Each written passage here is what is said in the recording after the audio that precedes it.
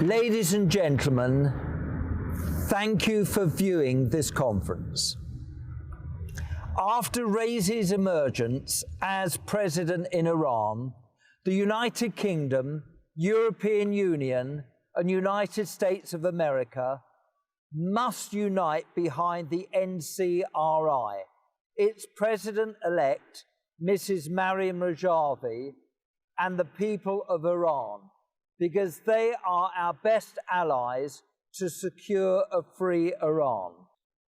So, ladies and gentlemen, today I'm delighted to announce that so far over 100 of my colleagues have signed a very strong statement on Iran, and here it is in the Red Book from the House of Lords and the Green Book from the House of Commons. And this statement rejects the brutal religious dictatorship in Iran and supports the Iranian resistance and Maryam Rajavi. So let me read parts of this statement, signed by 102 members of Parliament and members of the House of Lords. We believe the missing piece in our policy is disregarding the objective conditions in Iran and the yearning of the Iranian people for freedom and democracy. During nationwide protests over the past few years, the Iranian people have clearly and loudly rejected the notions of moderates versus the hardliners and have expressed their desire for genuine change, an outcome that remains in the hands of the Iranian people and their resistance movement.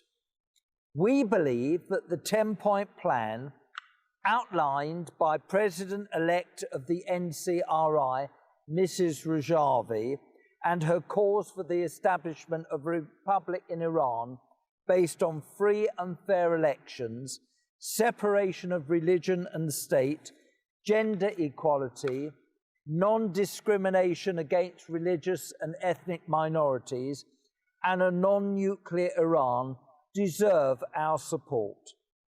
We call on our governments to adopt a firm policy vis-a-vis the regime in Iran and to hold its leaders to account for suppressing the Iranian people, engaging in terrorism in Europe, meddling in the region, and taking hostage individuals with dual citizenship. We also call for the imposition of tougher sanctions as long as the Iranian regime continues with its rogue behavior.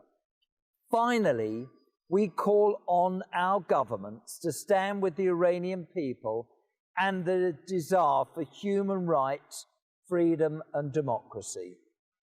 The recent presidential election and the announcement of Ibrahim Raisi as president reflects the dead end that the mullah's regime finds itself in.